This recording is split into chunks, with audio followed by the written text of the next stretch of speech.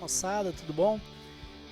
Já peço logo para vocês poderem se inscrever no canal, clicar no sininho, curtir esse vídeo e seguir nas redes sociais que estão na descrição desse vídeo, tanto Twitter quanto Facebook quanto Instagram, beleza? Tem também um linkzinho de uma vaquinha para ajudar a não só manter o canal, como melhorar os equipamentos para ficar melhor qualidade de vídeo, ok?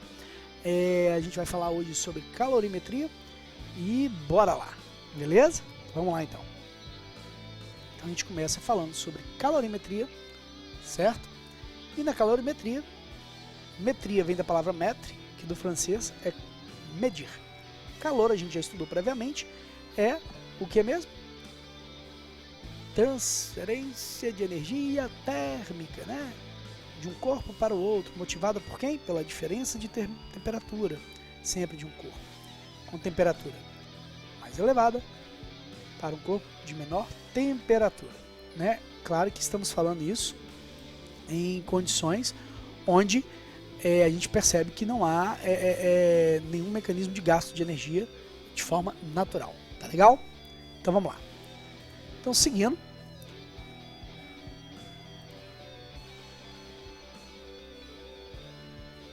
vamos ver aí. Primeira coisa é o seguinte, algumas curiosidades, umas perguntas na nossa mente. Assim, ó. Primeiro é o seguinte, por que durante o dia é tão quente no deserto, mas à noite é tão frio? E uma segunda pergunta é, por que durante o dia, quando estamos na praia, percebemos que o vento sopra da água para a areia, mas à noite esse sentido é invertido? É alguma das coisas que a gente vai buscar falar aqui nesse vídeo, tá bom? E aí, se é isso, vamos entender alguns conceitos elementares para poder seguir essa explicação. Vamos lá então, olha, a gente tem que lembrar calor e energia térmica devido à diferença de temperatura, sempre fluindo naturalmente de corpos com maior temperatura para corpos com menor temperatura. Tá legal? E aí, isso aqui é só lembrando que a gente já estudou sobre isso, já viu, tá? E aí a gente vai falar um pouquinho de Joseph Black, que ele era um físico, químico e médico escocês. Ele trabalhou com termometria e termologia e aí acabou trabalhando mais especificamente dentro da termodinâmica, onde ele foi o primeiro, na verdade, a introduzir um conceito do calor específico e também de calor latente, o que é bastante interessante para a época. Estamos falando de entre 1728 e 1799. Tá? Ele também inaugurou juntamente com Cavendish e Lavoisier a química moderna, tá legal? Seguindo aí, é interessante citá-lo porque ele está relacionado diretamente com alguns conceitos que a gente vai falar aqui hoje. Mas antes, vamos falar um pouquinho de propagação de calor, ok? Propagação de calor, tá? Ela se dá quando o calor flui de um ponto ao outro, tá legal? E a gente tem que entender que esse fluxo de calor, olha, ó, o nome agora eu mudei um pouquinho, ó, propagação, fluxo de calor, o fluxo de calor, ele vai se dar como nessa ideia aqui que eu vou narrar para vocês, ó. Dá uma olhadinha, nós temos aqui um nível de água mais elevado, um nível de água mais baixo e um registro fechado, ok? Quando se levanta esse registro, o que vai acontecer? Essa água vai descer de maneira até um ponto em que eles atinjam o mesmo nível de altura. Confere a ideia? Igual está no outro quadro. Vamos considerar que as alturas são a temperatura e que a água seja o calor, beleza? Então, olha, se a temperatura estiver mais alta, na hora que você abre o registro, né, há um fluxo de calor, tá vendo? Ó? De um corpo de maior temperatura para um outro com menor temperatura. Isso vai acontecer até que momento? Somente até que eles atinjam a mesma temperatura. Beleza? Show? Isso quer dizer que eles receberam a mesma quantidade de calor? Repare bem, recebeu a mesma quantidade de água? Não necessariamente. A quantidade de água que fez isso aqui elevar foi pouquinha de certa forma, né? Então a gente tem que observar esse detalhe. Vamos lá então. Seguindo aí essa comparação e, enfim, a ideia das propriedades de calor, a gente tem que falar dos tipos de propagação de calor, tá legal? E falando dos tipos de propagação de calor, a gente vai falar de 3 tipos específicos. Vai ser a condução, a convecção e a irradiação, tá legal? A gente também pode chamar ela de radiação térmica. Então, ó, vai ser propagação de calor por tipo de condução térmica, convecção térmica ou irradiação ou radiação térmica, tá legal? Vamos lá então. Dando sequência, a primeira a gente vai falar da condução. A condução, ela se dá quando o material aquecido em uma ponta, ele acaba aquecendo todo o material, conduzindo calor pelo próprio material. Tá legal? Beleza? Tranquilo? E aí é típico o quê? De objetos sólidos. Tá ok? Então essa condução se dá, olha, não, repare que não troca matéria da ponta de cá com a ponta de lá. Apenas se transmite o calor através da agitação das moléculas que vão dando através do material. Um exemplo é quando você coloca, por exemplo, uma faca de metal, por exemplo, no fogo. E aí as duas pontas, a que você segura e a que está lá no fogo, são metálicas. Se você ficar tempo suficiente, ele vai aquecer até queimar o seu dedo, até queimar a sua mão. Tá legal? Claro que se for uma faca mais curta, né? Se for uma faca gigante, não vai adiantar porcaria nenhuma. Mas vamos lá. Então é o seguinte, o que a gente vê? Que está muito agitado então na ponta onde recebe calor, aqui agitada e aqui pouco agitada. Por quê? Porque ela vai se transmitindo aos poucos pelo material sólido. Tá legal? Seguindo aí, a gente vai falar de um pouquinho, a gente vai falar um pouquinho de bons condutores térmicos e maus condutores térmicos. Os bons condutores térmicos são aqueles que conduzem bem o calor. É muito comum, por exemplo, a gente ter aí bons condutores térmicos, os metais, né? Os metais são comumente bons condutores térmicos, tá? E maus condutores térmicos, a gente também chama de isolantes térmicos, tá? Nos sólidos a gente tem comum lã, vidro, borracha e papel e isopor. Bem comum assim de vocês. Mas é interessante frisar também que os fluidos, comumente, eles também são péssimos condutores térmicos, tá? Então, líquidos e gases, que são classificações para fluidos, né? Eles não são bons condutores, então quando associados com outro item, tipo isopor, que tem ele como material, mas entre o isopor ainda tem, por exemplo, ar, ele acaba se tornando um bom isolante, né? Um excelente isolante térmico, no caso, porque ele conduz mal o calor entre ele, tá bom? Então ele é um bom isolante. Vamos lá. Dando sequência aí, a gente tem a convecção. Convecção, a gente vai ter que entender a convecção da seguinte forma, olha só. Imagine aí, tá? O fogo, ok? Aquecendo essa parte aqui do recipiente com água. Então, aquecida a água, ela vai tender a subir, que ela fica mais leve em termos de densidade. Sua densidade muda, ela fica então uma densidade menor e vai para cima. A água mais fria, densidade maior, desce. Então ela cria, repare bem, uma corrente. Essa corrente, estou dizendo que é a troca de material dentro da própria substância. Então, esse tipo de transporte de calor, ele é tipicamente de fluidos, tá? Então você vai ter isso no ar, você vai ter isso também na água. É muito comum professores de geografia citarem dentro dos processos de troca de massas gasosas, enfim, para explicar clima e tempo dos locais estudados, tá legal? Mas é por quê? Porque é uma convecção, uma corrente de convecção. Ele cria essa correntezinha que está acontecendo aqui, ó. Beleza? Essa corrente está acontecendo aqui, ela é criada ali e acaba fazendo essa troca de massas acontecer, ok? Vamos lá então. Dando sequência aí, a gente vai ver um tipo, o mesmo tipo na verdade, né? Corrente de convecção, mas um tipo mais claro de como está acontecendo. Observa esse vidrozinho, quer dizer, esse vermelhinho é a água aquecida que vai tender a subir. E aqui o azulzinho a água que está mais fria ou temperatura menor que tende a descer, ok? Então ela vai criando essas correntes de convecção enquanto o fogo vai esquentando ali. Aqui nós temos um vídeo cujo vidro azul representa o líquido ou a água mais em temperatura mais baixa. Já o vermelho, uma água em temperatura mais elevada, ok? Vamos assistir. Propagação do calor, aqui especificamente a convecção térmica. Deixa eu só corrigir aqui.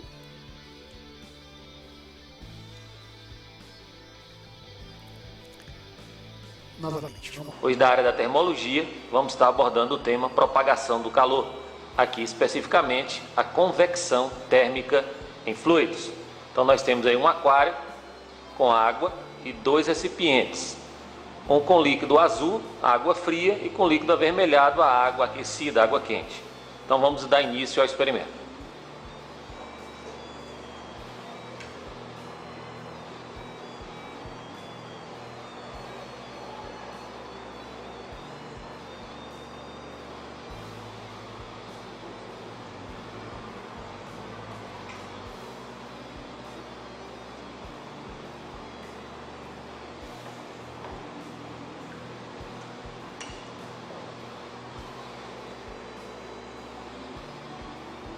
Bem, a convecção consiste no transporte de energia térmica de uma região para outra, por meio do transporte de matéria, o que só pode ocorrer nos fluidos, líquidos e gases.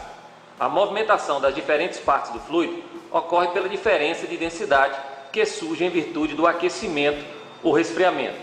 No caso, o líquido azulado é o líquido com água fria, é mais denso, ele desce. E o líquido com água avermelhada é o líquido com água quente, ele sobe.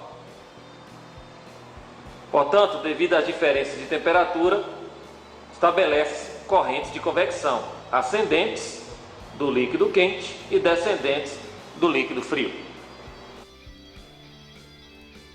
Então, deu para ter uma ideia legal de como funciona a corrente de convecção, certo? Seguindo aí.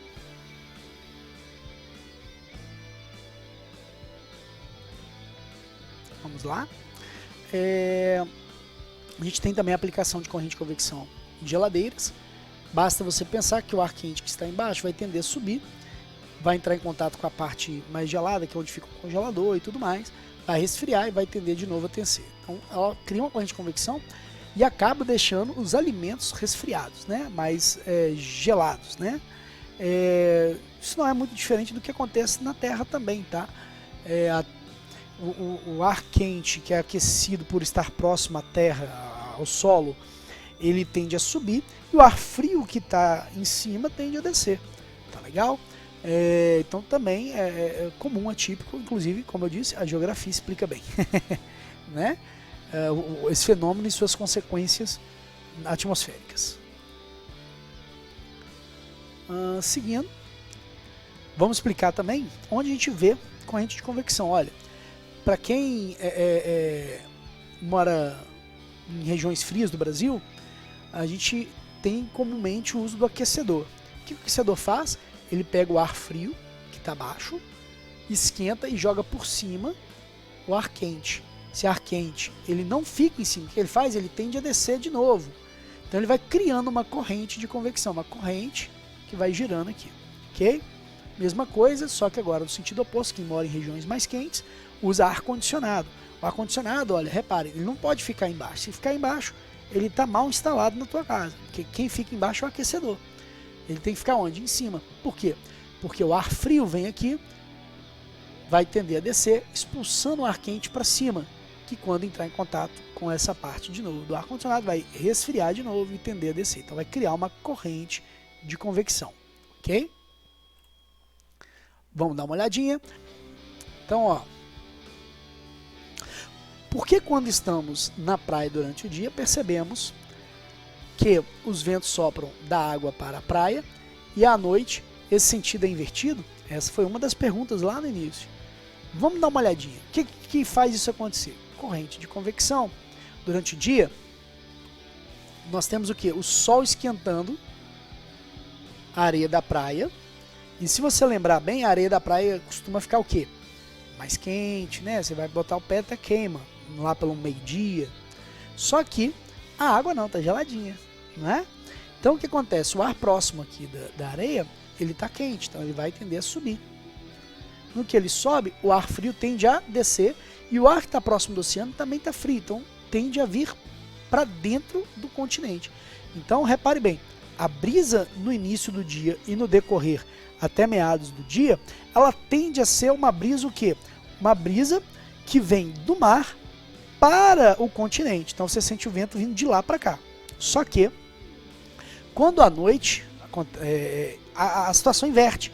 Por quê? Porque a terra está mais gelada e geralmente quando você bota o pezinho na água assim, bem no iniciozinho da noite, a água está até mais morninha, coisa do tipo, né? Por que isso acontece?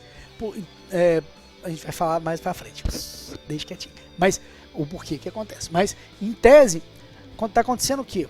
O ar que está próximo do oceano vai estar o quê? Quente, ele vai tender a subir, né? Ele vai subir. No que ele sobe, o ar gelado que está no alto vai descer, e esse que está próximo da Terra, que também está gelado, vai tender a ir para o lado do oceano subindo. Então, ele vai tender a ir para o oceano, esquentar e subir de novo. Então vai ficar criando uma corrente de convecção que o sentido flui do continente para o oceano.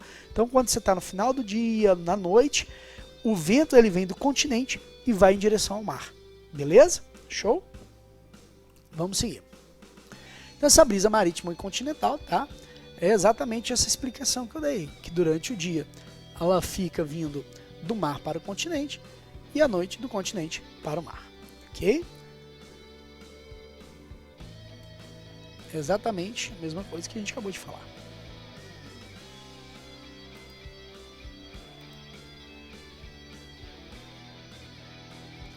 Aonde a gente consegue observar que também tem corrente de convecção?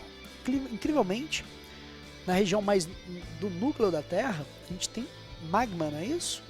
E olha como é que acontece. A região mais ao interior são regiões que estão o quê?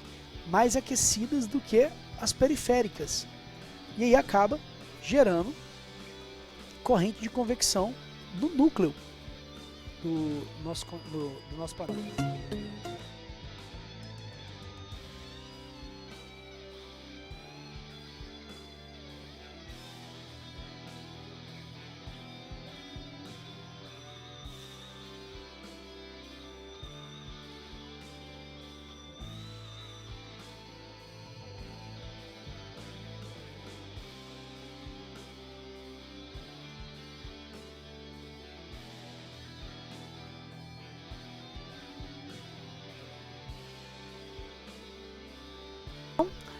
O outro aspecto é a irradiação térmica.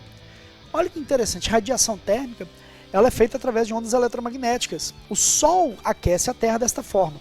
E olha, nos dois anteriores a gente tinha dependência do meio, quer dizer, dependia do meio para acontecer. Neste a gente não tem a dependência do meio, tá?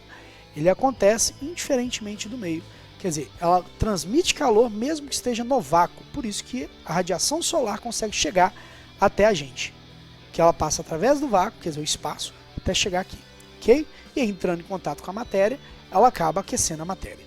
Tá legal? Então é uma transmissão de calor por meio de radiação térmica. Isso é muito comum quando você também observa fogueira. Olha, se você colocar a mão em cima, você também vai esquentar a mão ali e tudo mais.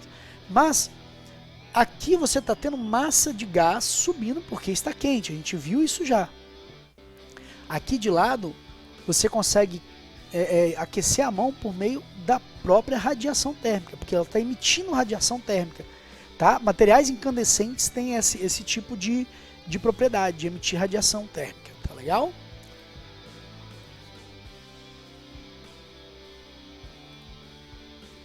Então aqui eu peguei essa mesma gravura para mostrar os três tipos ao mesmo tempo. A condução, meio material, a ponta do metal sendo aquecida e transferindo pelo metal o calor. Aqui, convecção, o ar quente subindo e esquentando a mão da pessoa. E aqui, radiação, porque o ar quente sobe, o ar quente não vai de lado, né? Então aqui de lado a gente está tendo a irradiação térmica que está aquecendo a mão da pessoa. Tá legal? a ideia aqui é que a radiação térmica, né, é importante salientar que é uma energia radiante, e aí ela pode ser encontrada de vários tipos, tá? Ondas de rádio, radiações infravermelho, luz visível, que é essa que a gente distingue pelas cores e tudo mais. Temos ultravioleta, raio-x, enfim, algumas radiações são visíveis e outras não, tá? E aí o que acontece? Ela pode converter-se em energia térmica quando absorvida por um corpo, tá? Só que as radiações infravermelhas são chamadas de ondas de calor. Isto é, as próprias radiações térmicas comuns pra gente, tá? Mas que a gente também é importante frisar que a gente considera a absorção e a emissão de radiação térmica é um fato experimental que todo corpo bom absorvente é também bom emissor de radiação térmica. Assim, os corpos de cores escuras, que são bons absorventes, também são bons emissores de radiação. Quando a gente estudar teoria de ondas eletromagnéticas e ondas, a gente fala um pouquinho mais sobre isso. Tá legal?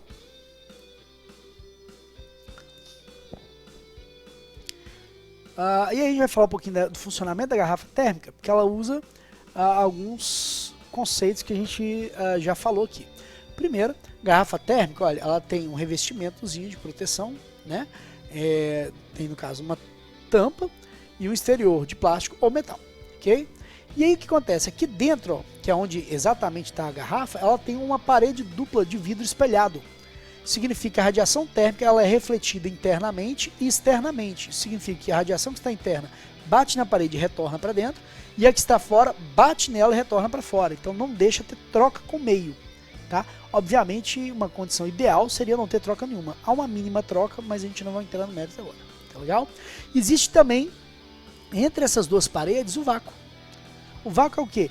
É a ausência de ar. Então, ela também cria um processo, uma barreira para a troca de calor. Tá legal? Vamos seguindo? Tá. Um detalhe. Garrafas térmicas são isolantes térmicos, a gente chama de recipientes adiabáticos. Antes da gente falar aqui, vamos voltar aqui. Recipientes adiabáticos são recipientes cuja a troca de calor é restrita, né? Somente interna, tá? Quando o ideal, ela não tem nem capacidade térmica. Em outras palavras, ela não absorve e nem fornece calor. Quer dizer, ela nem perde nem ganha calor no processo de troca de calor interna das substâncias que nela estão. Tá bom? Agora eu posso ir, vamos lá.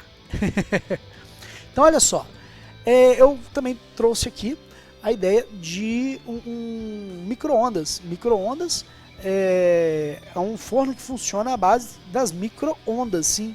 As micro-ondas não é só o nome do bicho não, é o tipo de onda eletromagnética que vai gerar, por consequência, interação com a matéria e calor. Essa interação com que matéria? Ela interage com a água, tá? Porque a água é um dipolo, que quando entra em contato, olha a animação, ela entra em contato com a água, ela faz o quê? Faz a água agitar. Agitando, o grau de agitação das moléculas aumenta, a temperatura aumenta. Então ela consegue fazer esse transporte de calor para a substância, agitando as suas moléculas. Tá legal? O funcionamento mais complexo está aqui, se vocês quiserem dar uma olhada, não tem problema. Mas eu vou passar porque não é o fundamento exato da coisa. Com seu momento de polo. E aí, quando a onda eletromagnética passa através dela, ela vai vibrar, ela vai agitar, ela vai movimentar, ok? Isso era para ser uma animação, mas está tão travado no meu computador que ele não está fazendo animação não. Então vamos seguir. Nós temos também uma situação de estufa. A estufa ela permite a entrada das ondas curtas e aí ela filtra de maneira a deixar só as ondas longas passarem e segura o infravermelho. Segurando o infravermelho acontece um aquecimento. Então, uma estufa de plantas ou coisa do tipo funciona dessa forma. Tá legal? Então as ondas curtas vão aquecer, né? E manter o calor dentro, tá legal? É importante frisar um detalhe, isso aqui, que é o funcionamento da estufa, é também o efeito estufa que a gente tanto fala, tá legal? a gente tem ali a gente tem ali a camada de ozônio, e quando há esse processo do efeito estufa, quer dizer que a gente está com excesso de gases na camada de ozônio que vão manter o calor preso, assim como uma estufa. Tá legal? Vão manter preso na Terra. Tá ok? Vamos lá. Dando sequência. Aqui é um vídeo que eu vou deixar o link na descrição e no card. Tá legal? Por quê? Porque se eu tocar aqui eu vou perder os direitos a esse vídeo, mas é um do Nerdologia que fala sobre aquecimento global, um pouco disso que a gente acabou de conversar aqui, ok? Um segundo vídeo trata também sobre como se dá, né, o Brasil e as mudanças climáticas. Esse vídeo está um pouquinho desatualizado, não tem os últimos 3 anos, mas é importante para a gente poder ver o papel do Brasil nesse contexto. Tema, agora a gente já passou pela parte conceitual, né? Então vamos lá, olha só. Aqui a gente está com uma panela com água fervendo, uma tirinha, né? Estão dizendo que a temperatura da Terra vai aumentar muito até 2100. Aí o outro fala assim, eu acho que até o fim do dia vai estar quente que nem nos infernos. Então, tipo assim, a gente está falando exatamente desse processo de aquecimento global. Mas segue o barco, vamos falar de outros contextos, já que vocês vão ver depois nos cards aqueles 2 vídeos indicados. Calor que produz, então o que é calor sensível? Calor que produz uma variação de temperatura. Guarda isso, se você está no caderno aí, ó, escreve esse negócio, tá? Sem que haja mudança de estado físico da matéria, sem que seja alterado o estado físico da matéria, beleza? Isso ocorre em estados então específicos, sólido, líquido ou gasoso, tá legal? Só dentro desses estados. E aí, a unidade de medida de calor, tá? A gente vai ter 2 observações. A gente tem o que a gente comumente trabalha como sendo medida de calor, tá? Que a gente coloca em calorias, ok? Em calorias, 1 cal, só que isso não é padrão do Sistema Internacional de Unidades. O Sistema Internacional de Unidades é joules, então 4,18 joules é a conversão para tornar-se Sistema Internacional de Unidades, tá legal? Assim como temperatura também não é em Celsius, é em Kelvin no Sistema Internacional de Unidades. E a gente já sabe fazer por causa da aula e dos exercícios de transformações de temperatura, tá legal? Então vamos lá. Capacidade térmica. Capacidade térmica é a quantidade de calor fornecida a um corpo para que ela leve 1 grau na sua temperatura. E a capacidade térmica pode mudar em relação ao tipo de substância e ao estado que ela esteja, tá legal? Então, se o estado físico for sólido, líquido ou gasoso, e também em qual substância a gente está falando, se é água, se é, enfim, né? Se é álcool, se é glicerina, se é... Vocês entenderam a ideia. E aí, dando sequência aí, nós temos que Czão, que é a nossa capacidade térmica, é igual a Q, que é quantidade de calor sensível, tá legal? Dividido pela variação de temperatura, ok? Aí nós temos que ela equivale então ao quociente, tá? Entre essa quantidade de calor e a variação de temperatura. Se a gente utilizar quantidade de calor em calorias, variação de temperatura vai estar em Celsius. Se a gente utilizar quantidade de calor em joules, a temperatura deverá estar em kelvins. E aí ambos estarão na unidade de Sistema Padrão Internacional de Unidades. Tá legal? Ou SI, né? Aqui, um corpo, então, a gente está afirmando que um corpo adquiriu ou absorveu 40 calorias, certo? E aí ele foi aquecido ou aumentou a temperatura de 26 graus Celsius até 46 graus Celsius. Quanto que essa temperatura aumentou? 20 graus Celsius. Então a variação de temperatura foi de 20 graus Celsius. Beleza? E aí, neste caso, nós temos 40 cal dividido por 20 Celsius. Ali, nós vamos ter, então, 2 cal por Celsius. Legal? Mas volta a dizer, hein? Isso não é em unidades do Sistema Internacional. Isso é unidade de que tipo? É uma unidade comum do Brasil, não do Sistema Internacional de Unidades. O calor específico de uma substância, agora a gente vai entrar num contexto importante. Calor sensível determina o quanto de calor é necessário para que uma quantidade de substância aumente sua temperatura. É comumente que a gente fala o seguinte, que é a quantidade de calor necessária para levar 1 grau, 1 grama de alguma massa, ok? Então vamos lá, 1 grau Celsius, né? 1 grama de massa. Isso se não for, obviamente, Sistema Internacional de Unidades. Vamos lá! Então, recapitulando, aqui eu tenho um aquecimento, foi fornecido então calor para esse objeto de 0,5 calorias, ok? E aí 0,5 calorias aumentou a temperatura 1 grau Celsius, tá? Então ó, foi de 26 para 27, aumentou 1 grau Celsius, tem uma variação de temperatura de 1 grau Celsius, tá legal? E aí, nesse exemplo então, nós temos 0,5 dividido por 1 e por 1, então o calor específico dele, esse Czinho, C minúsculo, tá? Diferente do outro que é C maiúsculo, nós teríamos 0,5 cal por grama Celsius, tá legal? Uma forma aqui de observar legal aqui que é importante é essa unidade de medida aqui, ó, tá? Isso aqui, cal por grama vezes Celsius. Show? Vamos lá então. Então, para elevar 1 grama, 1 grau Celsius, esse objeto, foi fornecido para ele 0,5 calorias. Então é isso que ele está querendo dizer para a gente, o calor específico. Detalhe, calor específico tem uma relação também com o estado físico que o corpo está, mais qual substância ele é. Tá legal?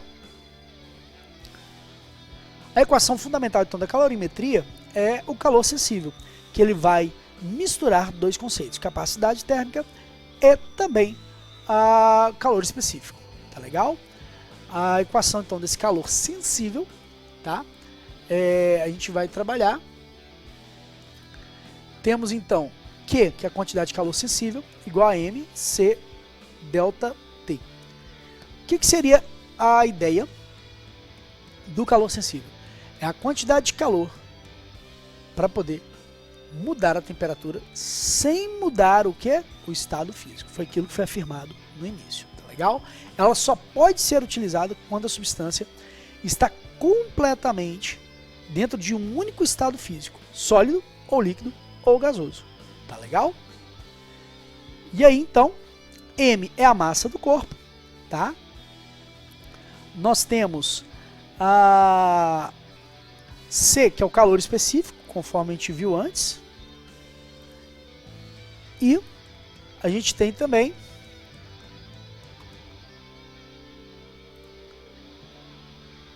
ΔT, que é a variação de temperatura, o quanto que o corpo aumentou ou diminuiu a temperatura, beleza? Então vamos lá.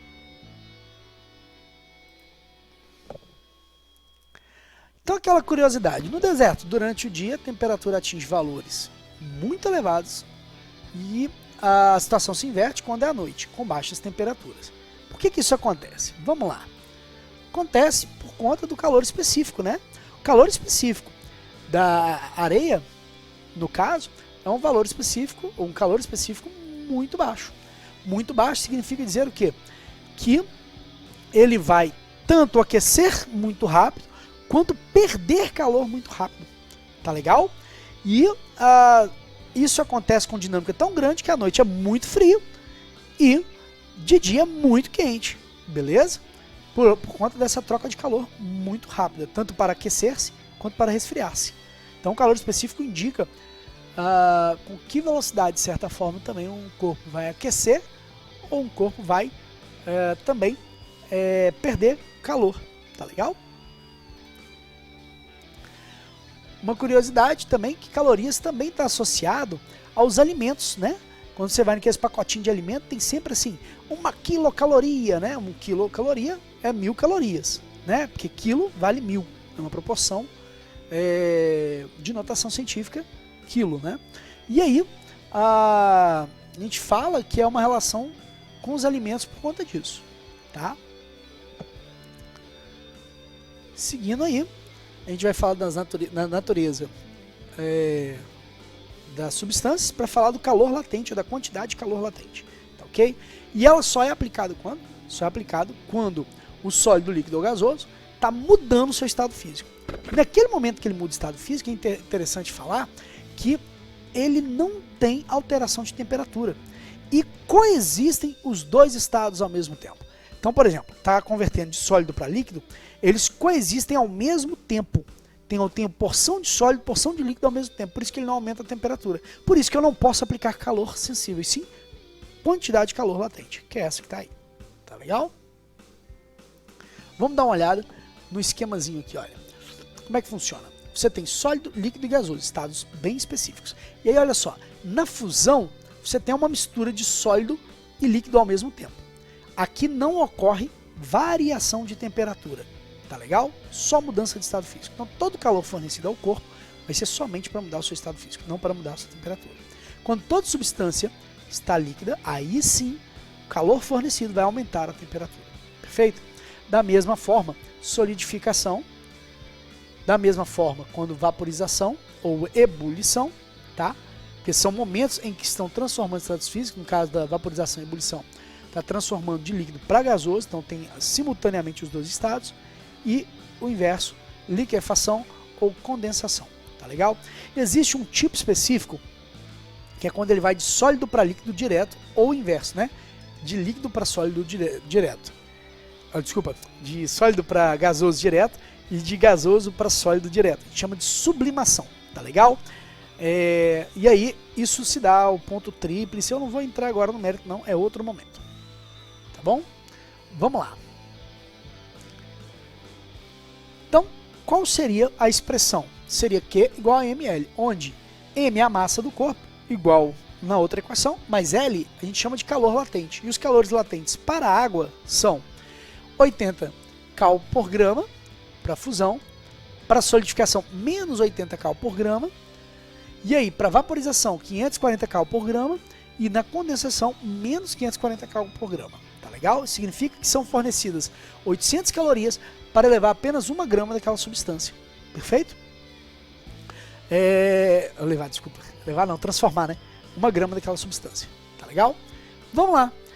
Assim, então, cada grama do gelo para fundir, derrete a 0 graus Celsius, necessita receber 80 calorias, igual a gente havia falado. Tá legal? Cada grama, hein? Significa que se eu tiver 1000 gramas, são necessários 80.000 calorias para poder converter toda ela. Entendeu? Para 1 grama é 80, para 1000 gramas, 80.000 calorias. Tá? Acho que deu para entender a relação, vou seguir em vida. Então, as leis das mudanças de estado ou fase. A primeira lei, então, a gente tem que durante a mudança de fase, a pressão constante, a temperatura também se mantém constante. Tá legal? Isso significa dizer que, por exemplo, a pressão da atmosfera normal, o gelo começa a se fundir sempre a 0 graus. E ela não vai mudar esse valor, vai ficar sempre a 0 graus enquanto estiver em fusão. Beleza? A segunda lei é que cada substância pura tem a sua temperatura própria de mudança de fase. Então, cada substância tem. A da água é de 0 a fusão e 100 a ebulição. Beleza? Mas outras substâncias têm suas próprias temperaturas em condições normais atmosféricas. Tá? Então, olha, por exemplo, a água não tem 100 graus Celsius. É interessante observar que o álcool é 78 graus Celsius. Tá vendo? Diferente, né? A temperatura. E por último, a terceira lei, a gente tem aí, se a pressão se altera, as temperaturas de mudança de fase também se alterarão. Por exemplo, numa panela de pressão, a temperatura de ebulição da água atinge valor maior que 100 graus Celsius, devido ao aumento de pressão. Se eu tenho mais pressão, eu aumento a temperatura que ele tem que atingir para poder mudar de estado físico. Já se diminui a pressão, diminui a temperatura necessária para fundir ou para fazer ebulição de uma determinada substância. Tá legal?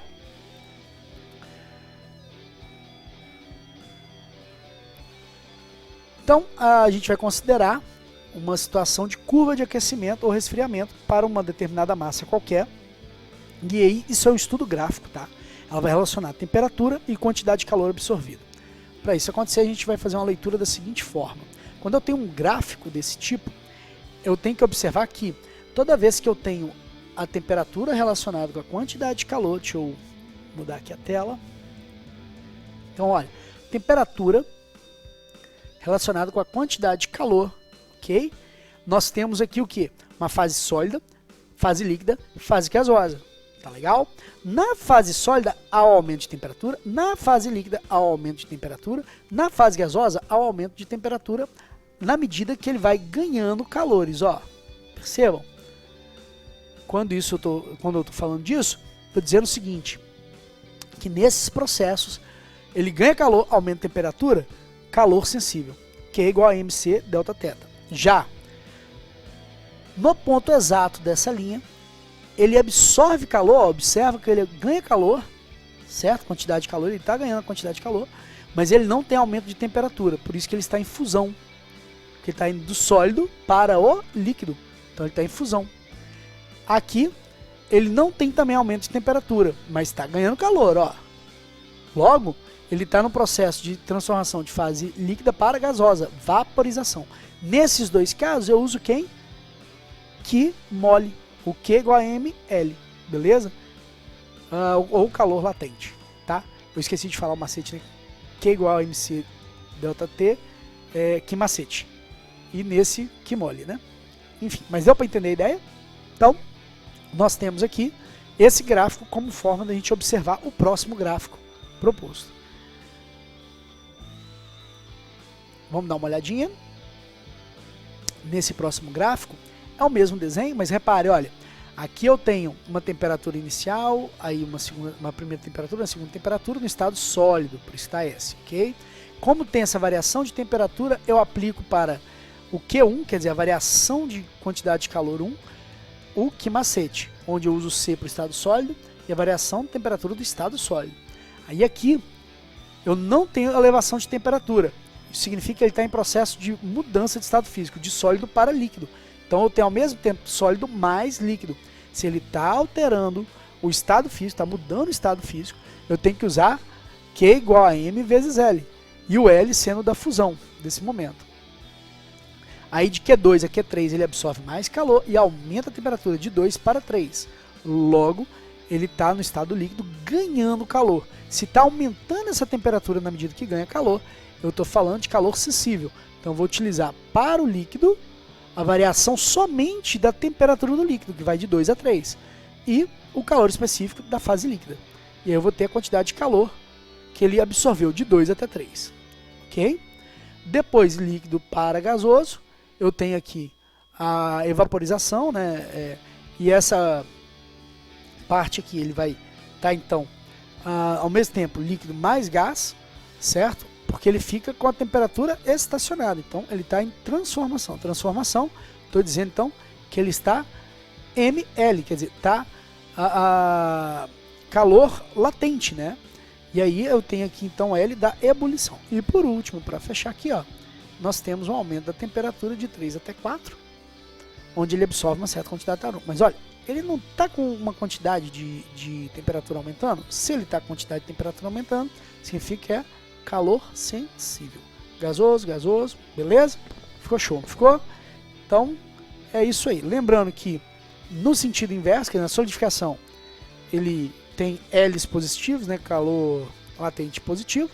E, quando ele está perdendo calor, ou diminuindo a temperatura, e está mudando, então, no caso, ao invés de fusão, ebulição, aquela coisa toda, você tem troca de sinais, tá bom? Vamos seguir. A gente vai falar um pouquinho de fluxo de calor.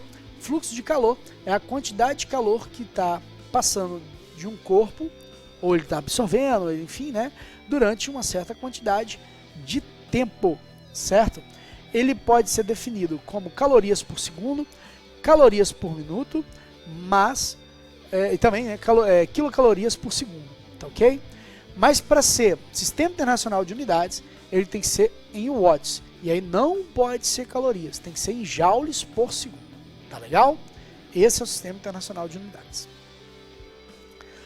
Falar um pouquinho do calorímetro. Calorímetro é o quê? Ele é um recipiente termicamente isolado que evita a troca de calor entre o seu conteúdo interno e o meio externo. Tá legal? Por isso que eu falei que a garrafa térmica é um tipo de calorímetro não ideal, né? Mas um calorímetro ideal, e aí esse aí é o interessante, ele não deve trocar calor com o que está dentro dele e nem permitir que o calor que está dentro dele saia para fora. Significa o quê? Que é um recipiente que eu coloco alguma substância dentro e ele não troca calor com essa substância. Se eu colocar mais de uma substância, as substâncias trocam entre si, mas ela não troca, o recipiente não troca com a substância, beleza? E ele não permite que as substâncias troquem calor com o meio externo. Tá legal?